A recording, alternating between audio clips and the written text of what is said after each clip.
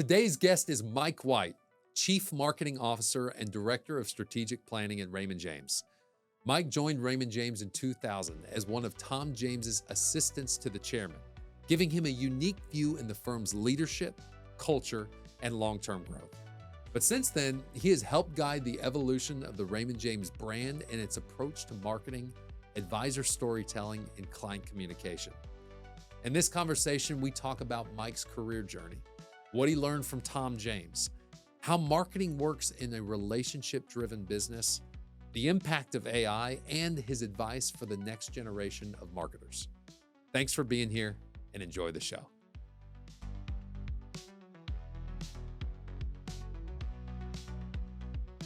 Mike, welcome to Between the Bears and the Bulls. We are so excited to have you here. Thank you for taking the time. Yeah, it's a privilege and a pleasure. I'm really excited to be here. It's gonna be a blast. You just flew down from the headquarters, right, in Florida and St. Petersburg, and so we're humbled to have you here today. And so, man, so many different ways I want to go with this podcast today. You know, obviously, as the Chief Marketing Officer of a Fortune 500 company in Raymond James, there's a reason that you're here now, right? And there's a reason that you got to the position that you are right now. But I want to start from the beginning. You're actually a Texan, right? So you're That's right. Not that far away from here. So That's right. Grew up where? Yeah, I was born in Dallas. Okay.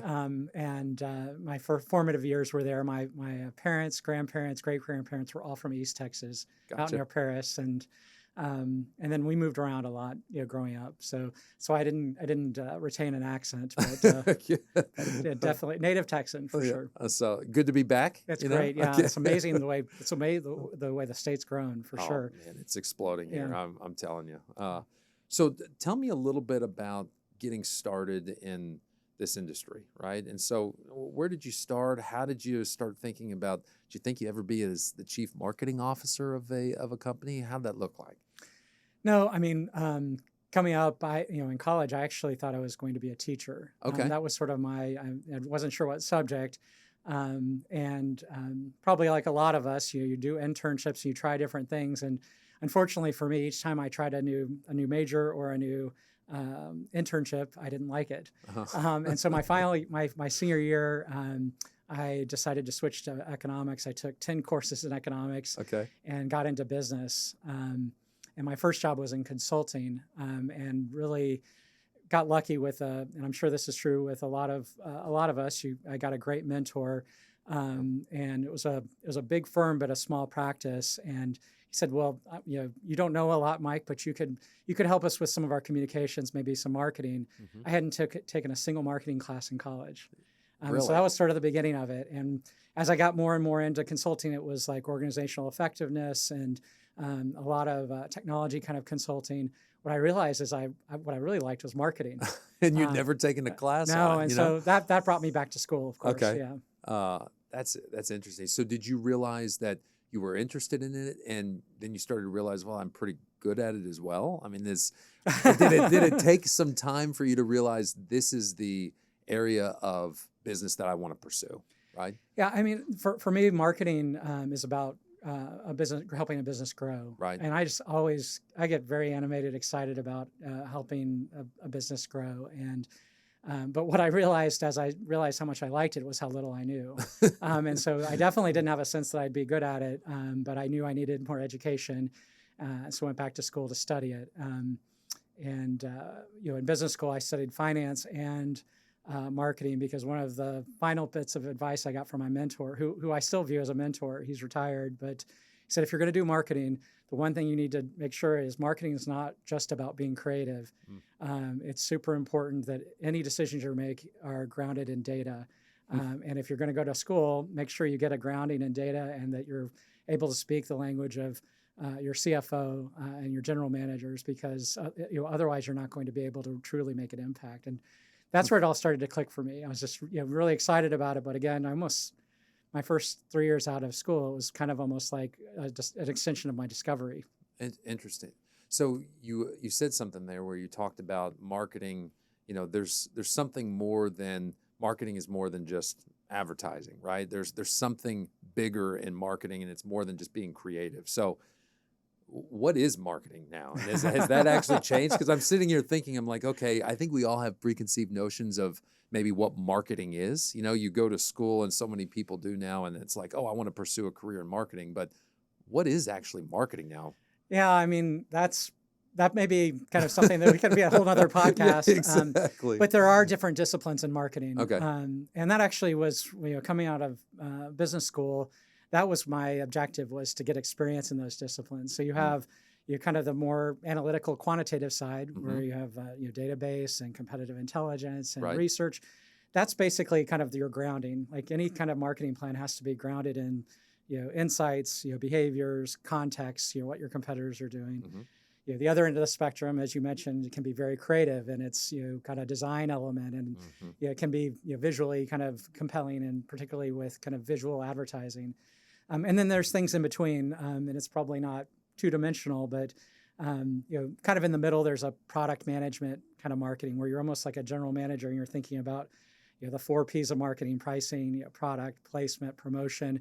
And you bring all those things together, and there's other disciplines around it. And probably because it is so complex, and it's like a puzzle, and it's a little bit of an art and a science. You have to have the science, but you also creatively need to kind of think about how you can make that compelling. It was, to me at least, it was just a really compelling kind of profession to follow. No, it's the idea that the data kind of drives so much of that, and I think that's maybe an aspect of when people think about marketing, they don't necessarily think that that's probably a large portion, especially in your role, is something that drives your day-to-day, is looking at the data, right? Yeah, I can't tell you how many younger professionals, college students who are thinking about marketing. I'm like, whatever you do in your interview, if they ask why marketing, don't say, well, I just want to be creative. Okay, because that's not even half of it. Right. It's certainly important, but it's not it. And I think having been grounded and kind of in testing and learning and all the things that for many of the other disciplines in business are natural,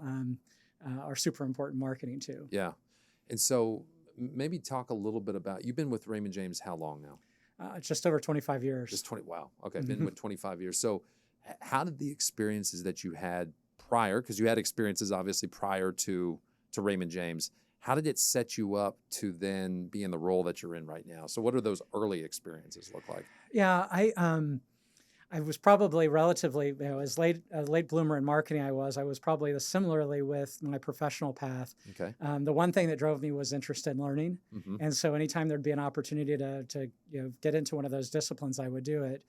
When I came to Raymond James, I was actually applying for a marketing job. It was at the end of the .com boom, and the firm was looking to hire a e-business strategy leader, and interviewed all day with, it was a much smaller company. At the end of the day, I was with Tom James. Okay. And he ended up at the end of it saying, you could do this job. It was a job like I had. I was reasonably qualified for it.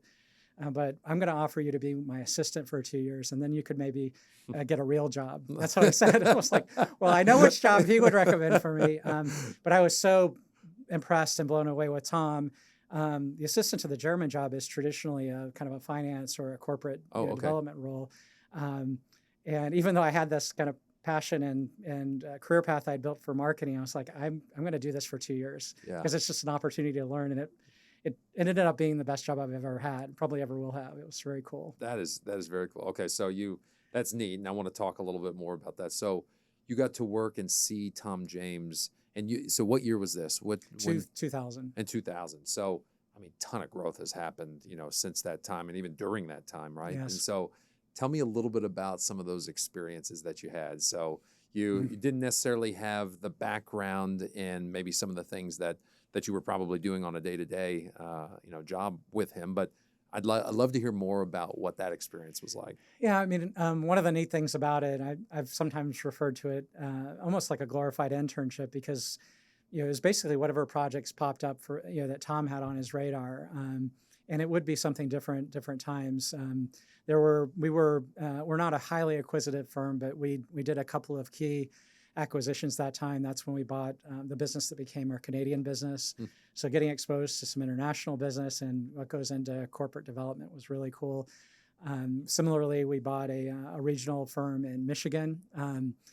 it was Roney and Company, and getting to see, like, as we're kind of expanding geographically, we were founded in Florida, and we were very much a regional firm at the time. And like you said, we were also barely even a mid-cap company, a middle-sized company. And so a lot of what was happening, it felt very entrepreneurial and very almost like a startup in some ways.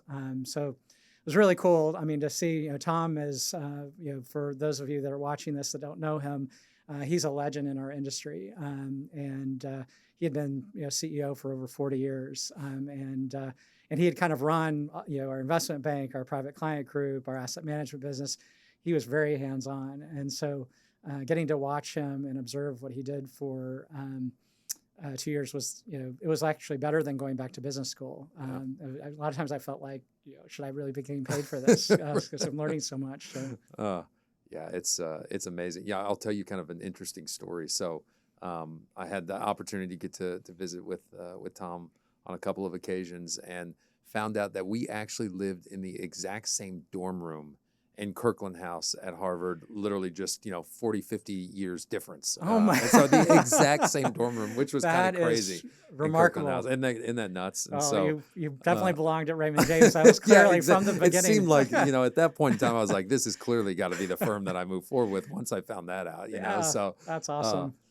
So I'm curious actually from the things that you learned from him, right? Because I'm really engaged in this idea of being able to learn from somebody who obviously has an incredible business knowledge. What are some of the things you took away from him, whether it be the way he engaged in business or maybe the creativity, the thought process, the diligence? I mean, are there things that you sit there and you say, I learned that particular trait from Tom, and that can be applied to any, profession out there. It doesn't have to just be in a marketing, perspective. Yeah, I mean, the one thing I would say, which is, I don't think this would be common for a billionaire who's grown a company to be as large as this is, was just how approachable and the humility. It was very hard for me, even past the interview, to not call him Mr. James, and. He makes, at the home office, everyone wears name tags, and your first name is the big name. Right. That's how he wants it to be. And so I think there's something about, kind of being grounded that way, that is, super important to be successful. But for him, I mean, the big thing I took away, like, kind of how is Raymond James? It's such a competitive business. A lot of it's commoditized. There's companies that are bigger than us. How have we been able to, persist and actually, be so successful? And it's kind of an overlay of two really important things. It's and it's a discipline around business principles. He has a really strong belief in being entrepreneurial, even as we grew bigger and bigger. Having accountability, having kind of ownership, and ensuring we hold each other accountable around common goals. And the glue holding that together are the values. Tom's values, like starting with the very middle of it, is putting clients first, and we have. Long-term thinking, not getting caught up in the quarter-to-quarter earnings or making a quick profit, having an independence to do what's right, and of course integrity, carrying that together. And what I've seen over and over again is how that guides decisions. It keeps us out of trouble. We've seen a lot of our larger competitors, some of them that have been around for 100 years, lose sight of putting client first or keeping a long-term view. And it doesn't take much, for all that, work and legacy and heritage to go away. Yeah. And by having that, it's one. I mean, we were successful throughout his tenure, but because those have been so ingrained in our culture and our management principles, we've been able to grow even past that time. And the last 10, 15 years, we've seen continued growth at the same rate that when Tom was at the helm. Well, I can say, because we live it as advisors of the firm. I love this idea that humility is a big part of leadership, because that's not something you always see within leadership at other large companies. And hearing you say that, you can very well see it. He still eats in the the dining hall there, and anybody can go up to him and talk to him, and he wants to engage. Yeah, if you ask him about our company jet, it's Southwest Airlines. So that's right. And I think that humility also kind of ties into the management principles, because I've been around long enough to see there have been times and trends where, like in the 2007, I vividly remember analysts asking, why aren't we taking more risk, taking more leverage, and pointing to some of the competitors that were earning higher profits. And that was, not client centric, and it was, not thinking about the long term. And so we always are kind of overcapitalized. We have more capital than we need, but it's part of that management principle that ensures that we're here for our clients, year after year. And frankly, it's self-sustaining because we have this kind of culture. We attract advisors, like you and your team and others, and it's been like a virtuous cycle that's worked well for us. So that's really cool. Yeah. So obviously got to learn from an incredible mind like that. Take us to the next step, right? So what were the steps then that you went from that point to now to where you are right now? So how'd you get to the next kind of stair step? So I did kind of do a little off ramp with that assistant to Okay. the chairman role, I think this often happens with us. It just so happened at the time that I was looking for a job at Raymond James, and I knew I wanted to stay there. The head of marketing, who had been there for 25 years, was retiring, because of I think my interest in trying different types of marketing. Even though I was still relatively earlier in my career, I actually was able to check a lot of boxes. Like, head of marketing needs to have done product management and pricing and advertising and the analytical side. I'm like, I've actually done Each of a lot of them, those jobs, and it also didn't help that we were much, much smaller. And I had a chance to work with Tom and really, had probably a turbocharged from a development standpoint, some things that I probably wasn't mature enough otherwise. That was sort of it. And I've effectively been in the same role for 23 years.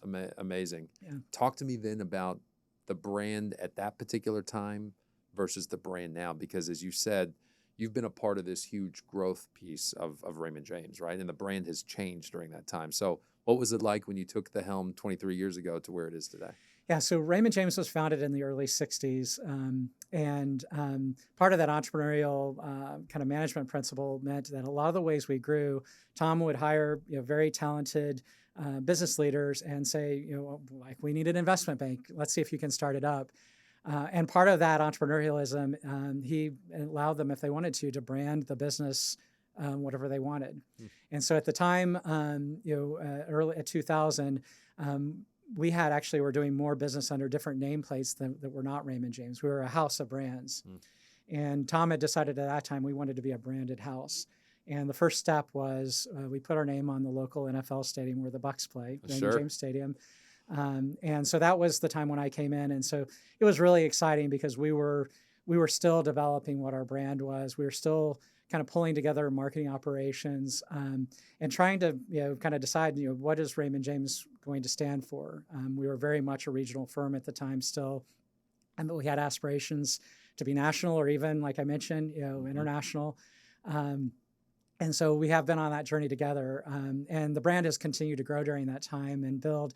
And we have a lot of work to do, but we have made a lot, like a lot of the other parts of the operations. It's been exciting to watch it grow. Yeah, it's. I remember, was it during the Super Bowl a couple of years ago, right? They, I guess the halftime, Yes. you could see Raymond James Stadium. It was kind of like the main point during the.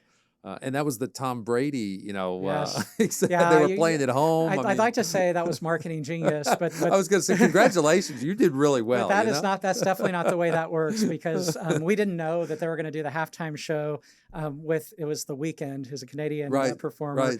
He set up his stage right in front of Raymond James sign. And I had a lot of text. That was the year Pepsi sponsored the halftime show, and they spent $10 million. And everyone's like, you guys should send Pepsi $10 million, because we didn't pay anything more for that year than we did the year that they didn't make the playoffs a couple of years before. But wow. Sometimes you get fortunate if you do things consistently. Yes. And marketing, some years it pays off, some years it doesn't. But, that's too funny. Yeah. And you kind of talked about this, and I think you really have a unique role in the fact that, as you said, at Raymond James, the advisor is something that you're promoting, right? Each of the advisory teams has kind of their own brand, if you will. And so your role is really hard because obviously you're trying to create a brand for the entire organization, but then you also want to empower the teams to feel like they can create their own brand too. So how do you juggle that? Because that seems to be a unique to your role, because most, chief marketing officers for larger companies are thinking about just one brand. You're thinking about thousands of brands, right? Yeah, I mean, I love my role, and it is complicated, but that really just reflects the Raymond James business model. You're going back to putting clients first.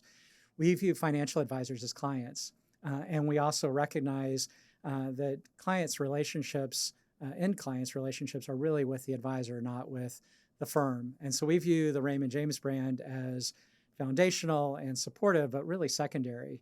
And so a lot of our marketing activities are supporting advisors, building their brands, articulating them, thinking about how they want to position themselves.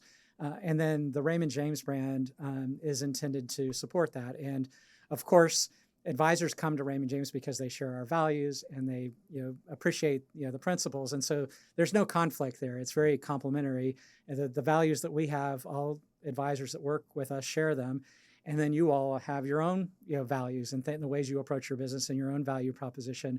And for me, part of the reason I love my job is, I feel like a caretaker of the Raymond James brand, but we also get to work with thousands of advisor brands as well. And so it's very different.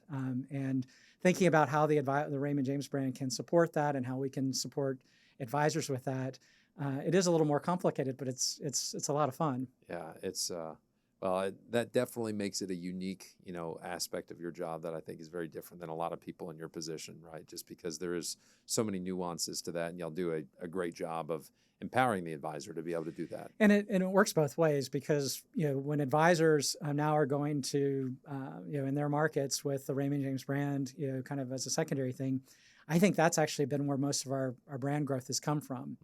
As we've grown, as we bought the firm in Michigan, as we've expanded into Texas, out west, and we have advisors that join us from other firms. All of their clients, their accountants, their attorneys, everyone that's in their networks now learns about Raymond James in a very, if they're learning about Raymond James through an advisor, that's so much more powerful than it would be through a 30-second ad or through our name on a stadium, which of course those are good ways to raise name recognition, but they're more superficial. Right.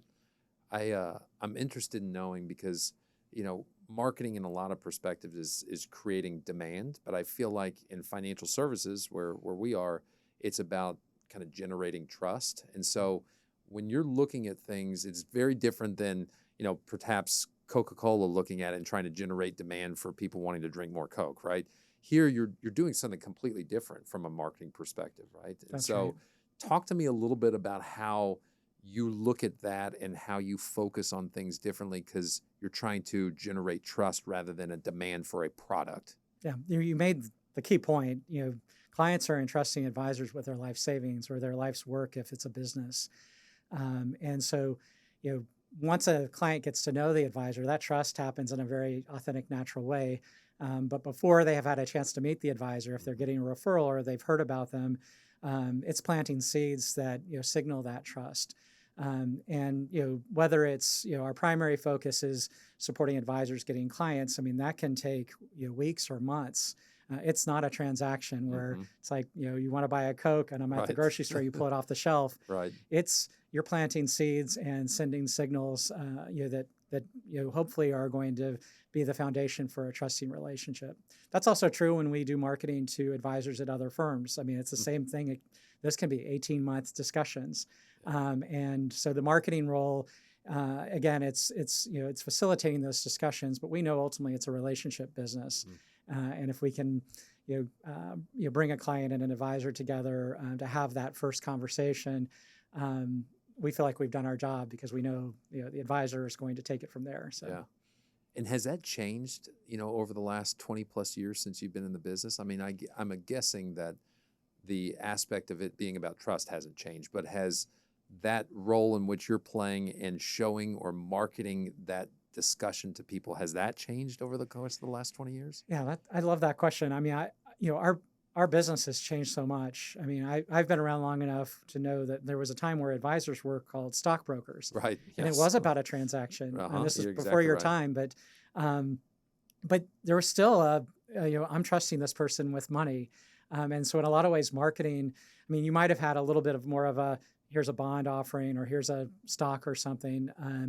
But in a lot of ways, I don't think it's changed because ultimately we're talking about bringing people together, someone trusting, again, their life's work to another person. What our advisors do today is so much more sophisticated than it was 20 years ago. And so the role of marketing and conveying that, I think, has had to evolve. And certainly we look at our media plans, it feels like yesterday, but like, you have 4 broadcast networks and maybe, radio. And today, when we think about the way we have to reach audiences, it's so much more fragmented and dynamic and really interesting from a marketer perspective. But ultimately, it is, I think, about bringing parties together in something that ultimately is going to be one of the most important relationships in that client's life. Because beyond, and this is not an original idea, but beyond your health and maybe your religion, your finances are right there. Right. And finding the right advisor to entrust your family's future and maybe even generations is an awesome responsibility, and it's why I get really excited about supporting it. But. That's awesome. You talked about the media there, right? And so maybe go through, how does somebody at your position decide, okay, hey, this is the area that we want to promote Raymond James to a particular audience? Like how has that process gone through? And I'm sure it's data driven, but tell me how that begins. Yeah, I mean, it is a science, but there's also an art to it. Okay. And like any good marketing exercise, it has to start with objectives. And so different media, of course, will play different roles. Like you take something like the stadium, which it's kind of like a blunt hammer. Mm-hmm. I mean, that's really there was a discussion at one point. Should it say Raymond James Financial at least? So at least you're signaling that what we're doing. Oh. Early on in my tenure, when the brand was not very well known, we were sponsoring the French Open, and this was back when John McEnroe used to call the matches, and they had said, brought to you by Raymond James. Yes. And you could see he was getting ready to talk about the sponsor, and we're all like, this is going to be great. He's like, who is Raymond James? And he said that? Yes. And then the other guy said, I think it's just some rich guy that wants to put his name on a stadium. Oh, and we're like, immediately after Tom's calling me, it's like, you need to get those guys notes on what we are and what we do. Goodness. So something like that, of course, that's just blunt, brute force, name recognition. With content marketing, where we could do something where it's a video or infographic or something that's on a really detailed topic, something that you might put on social media where someone might take a quiz or spend time with it, where they could really learn about a service that we offer or that advisors offer, or help educate an understanding of, like, I don't want to tackle this myself. This is way too complicated, but now I understand there's a need.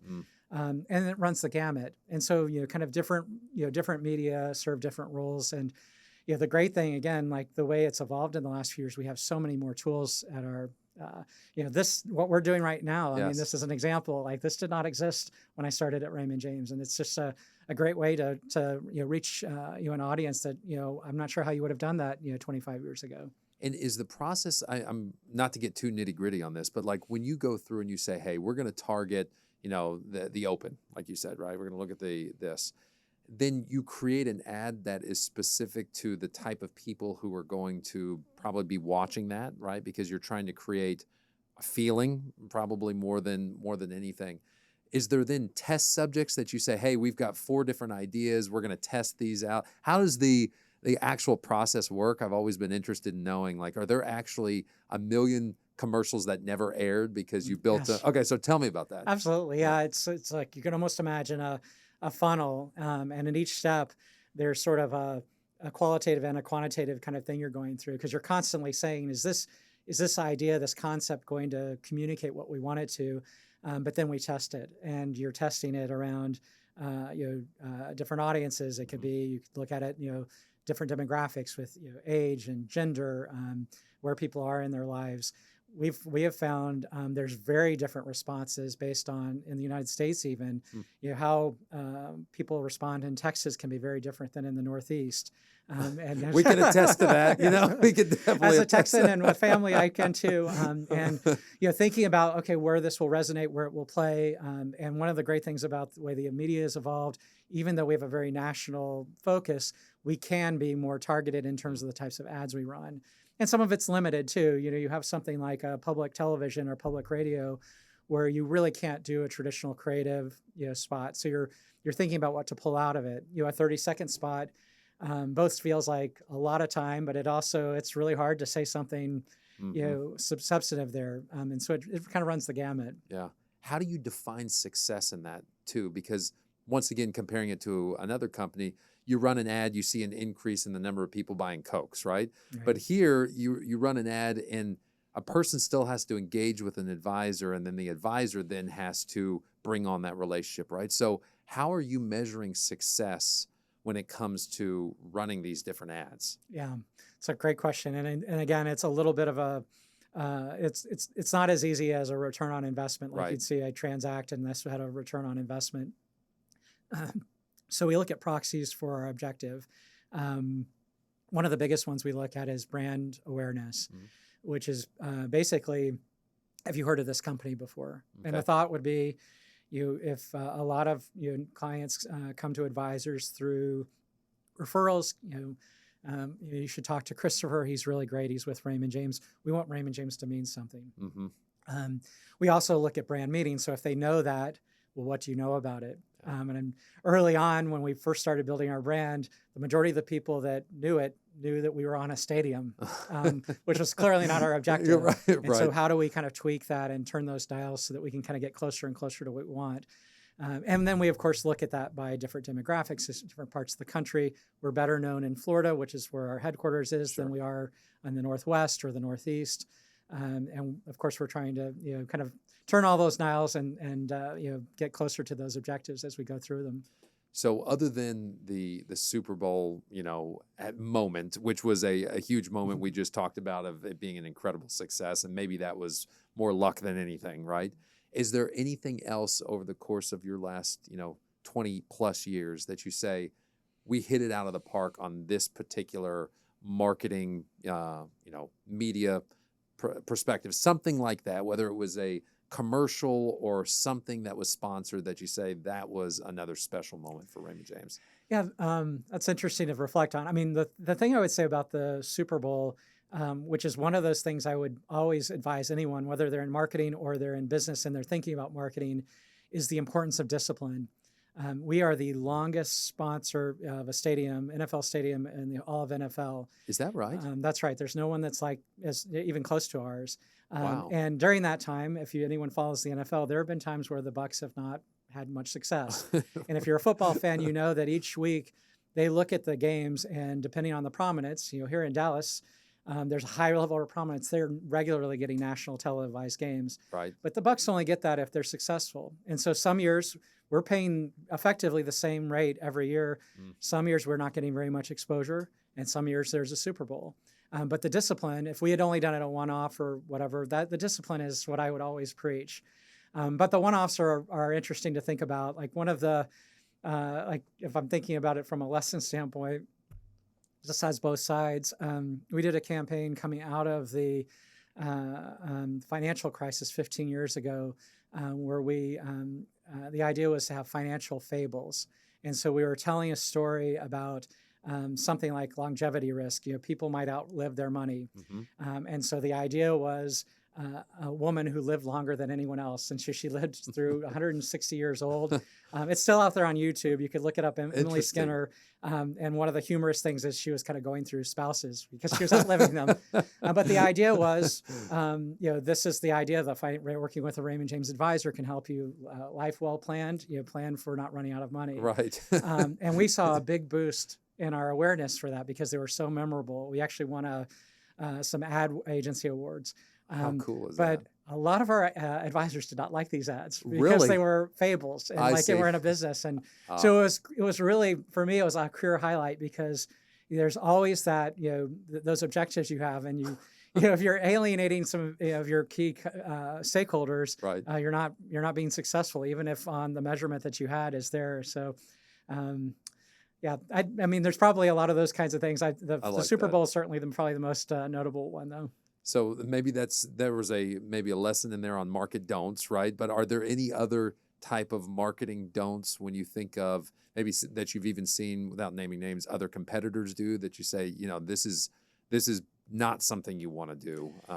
Yeah, I mean, this is a little bit of it feels like an old man pet peeve, but I really don't like when brands make their customers or clients look stupid. Yeah.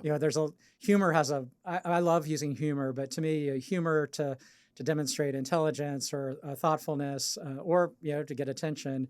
But I think that's, more often than that, and that's a fairly common one. I mean, there's always some campaigns where the customer looks kind of like a dummy, or if someone in it does. Some of them are also, things where it's sort of like the Super Bowl, it can go the other way. We had a campaign right at the beginning of the pandemic, and it was still built on a tagline of "Life Well Planned," but the headline was "Live Your Life," and we had 3 ads. One of them was a mother taking her daughter and her mother on a trip to see an eclipse in Spain. Oh. One of them was a doctor working at a pediatrician. As a pediatrician surgeon in a hospital. And the third one was a woman who mentored a young student, and they were doing beekeeping. And we launched it in March of 2020. And within a week, we realized what we had just done was, as we were doing lockdowns, we did put out "Live Your Life." We had a woman who was traveling to Spain, where one of the biggest breakouts were. We had a doctor who was unmasked at a hospital, and we had a woman wearing what looked like a hazmat suit. And so for mistakes, there's sometimes you can do things and you do all the right things. And so needless to say, we put a pause on that campaign for a while. Maybe bring it back now. We did like in 2021 after things started getting better. And it actually worked well, because at that point, people were ready to live their lives. Right. It worked even better. Yeah, but that is pretty funny. Yeah. Okay, so obviously the thing that we talk a lot to clients about right now, and it's a hot topic for everybody, is artificial intelligence, right? AI. And so I can only imagine that is playing a significant portion in what you're thinking about from a marketing standpoint too. So tell me about the role of AI and the way you're looking at it right now as it pertains to marketing for a Fortune 500 company. Yeah, it's a really exciting development, we're going through a process right now where we've got a list of 50 plus ideas where AI could make a big difference in the marketing we're doing, ranging from the analytical side to the creative side. Okay. And a lot of what we're seeing, it reminds me very much of the internet, where there was a time in the 90s, if you put .com at the end of something, it was considered gold. Right. And what we learned is the internet wasn't a end in of itself; it was a means. And everything we do now is dependent on the internet, and I think that's going to be true with AI. So a lot of the things we'll see in marketing are going to be AI enabled, where we can be more sophisticated, more thoughtful, more creative. One of the things I'm really interested in watching, though, is particularly for our business, is the role of AI when it comes to search and referrals. And we've talked separately about, we think about search engine optimization. People want to validate a referral they've gotten. They check out someone online, and we're already seeing Google prominence is dropping considerably, because people are using AI tools to do the same thing. And there's disciplines called AEO, assisted engine optimization, GEO, generative engine optimization, that you'd use with like Claude or ChatGPT. And the nice thing is, a lot of what we're seeing with that looks a lot like SEO. But the thing that we're wondering about is, could it even get to a place where today, we get referrals from our friends, our neighbors, our relatives, our attorneys, our CPAs. Is it conceivable that the referrals, the recommendations are going to be from your AI assistant? Sure. And that could really change. You asked before, has things really changed a lot in the last 20 years in marketing and in our business? And in some ways they have, but I think that could be truly a game changer. And it's both exciting. I think the nice thing with, as opposed to like a Google search where, marketers are always trying to game the system, how do you optimize it? I think if GEO kind of, generative AI tools, large language models, if they evolve the way they seem they are, they're going to reflect a truer substance of what reality is. For them to be meaningful. They have to be accurate.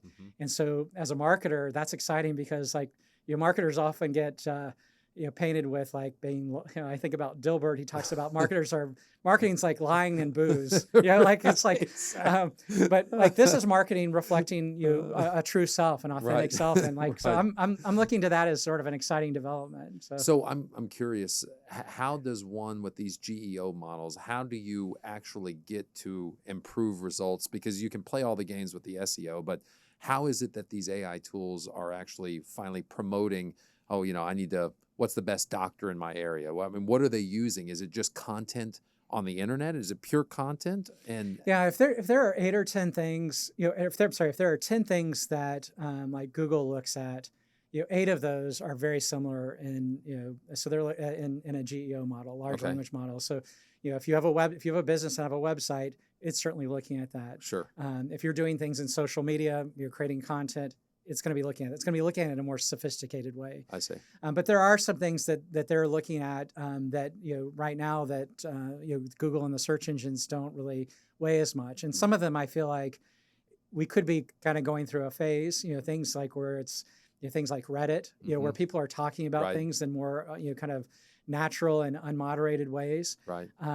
But some of those things could be very easy to manipulate. And so I wonder, as these models get trained, if they're not, and we've heard people, want to say, oh, you should do a frequently asked question, because if you say, here's frequently asked questions for my business, the AI models can really pick up on that.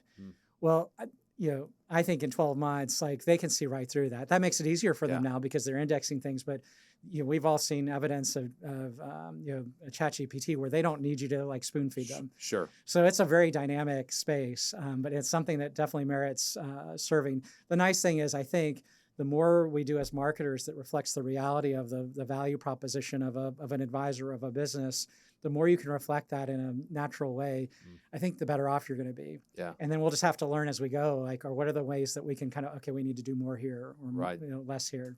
It's interesting to me to see that somebody or a business that's not an AI business. We're not a technology business, right? We're a financial services business. But it's interesting now that we're having conversations that clearly you are living and talking about AI on a daily basis, because it's going to impact your position. It's going to impact the entire industry. And now it's kind of that trickle-down effect that I thought would eventually happen, where we've been talking about AI and it's the tech companies, but now it's trickled down to every type of company and industry out there. And so any concerns about that moving forward?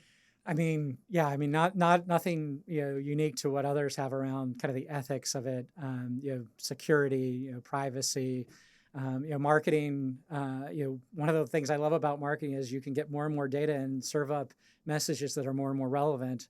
But certainly there gets to a point where it's, you're thinking about privacy or even just a creepy factor. And of course, AI is going to just enable that further. And then certainly, if someone doesn't have good intentions, like we're talking about, like we can be authentic and share that. There's obviously the dark side of that. And the hope is going to be, my hope is going to be that collectively, a business community is there's going to be a discipline and ethics like we have, and some of them will have to involve regulation or the government. And some of it's going to have to be a partnership with technology companies, which, we've seen a little bit of sort of an acknowledgement of that, but we're in early days. I'm 95% excited and optimistic, but there is that element that I know we all have. Some of us have more than others. Yeah. Well, I kind of want to finish on this point, is talking about, if you're talking to somebody who's going to school right now and they want to get into marketing, I mean, are there certain things that you would say you really should focus and think about this if you ultimately want to be the chief marketing officer of a Fortune 500 company at some point? Yeah, I mean, from the kind of going back to earlier in our discussion, I think thinking about marketing from a business perspective and understanding the role marketing plays, and not just doing marketing. I'm a little biased because I took no marketing, but I think there's a lot of value in taking business classes and finance classes and HR and economics. So I think being well-rounded as a business person, and that would be true if you were going to be a CFO or you were going to be a COO or CIO. I think all of those leaders benefit from having a general management perspective. And from a marketing perspective in particular, because we don't really know like what our roles are going to look like, there have been certain competencies and disciplines that I think stand the test of time. And to me, critical thinking, being able to use data to inform your recommendations and problem solving and communication skills. You cannot, anything that you could take in school, or if you're out of school and you're still early in your career, anything you can do to refine those things. I think in some ways, ChatGPT using generative AI, you're going to benefit even more. You're going to be able to differentiate yourself even more because the prompts and the add-on prompts and the discussions you're going to have, if you're not capable of looking at things critically and thinking about the data that you'd be pointing the tool to, and then how to interpret that, you're going to be even more lost. And so those kinds of skill sets are just, I think they're transcendent. Yes. And I would just encourage young people to not feel like, if there's a lesson from my career, I didn't really figure out what I was doing until I was in my 30s, really, to not be in a rush. Being a lifelong learner is so important because things change so much. Yeah. And that often will open the door because of experiences you'll have. You'll be able to point to those, maybe if they weren't even part of a master plan.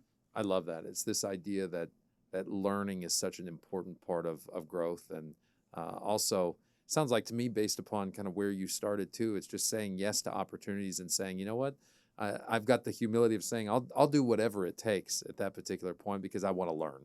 And if that's what you see, and as you continue, and I imagine as you're hiring more and more people, into this part of what you're doing, it's like you look for those traits in individuals and saying, okay, somebody who wants to learn, that's what we need moving forward because they're going to ultimately show that resilience of wanting to try to do something new. So I love that. Last question that I have for you, and once again, thank you so much for the time, is when you think about your career up to this point, what are you most proud of and what you've accomplished during the last 24 years? Oh, that's a tough one. I know early on I was really interested in building structures, and I really enjoyed the idea of building a marketing department from scratch. But last night I had dinner with an associate that worked with me when she was 23, who I've served as a mentor. She left 15 years ago, and I think the thing I'm most proud of are those mentoring relationships and hearing her as a leader now talking about things she learned from me that I learned from my mentors, and how that kind of carries on because at some point we're not here anymore, but like the impact you make on people, it may be a little cliched, but I'm definitely would say it's the the relationships and the kind of careers I've been able to touch in my roles. So that's so cool, man. Yeah. Mike, thank you so much for the time. Yeah, Much enjoyed this. Been my This was pleasure. a blast, Yeah. and look forward to continuing conversations in the future. So thanks again. Thank you, Christopher. Appreciate it. Yeah.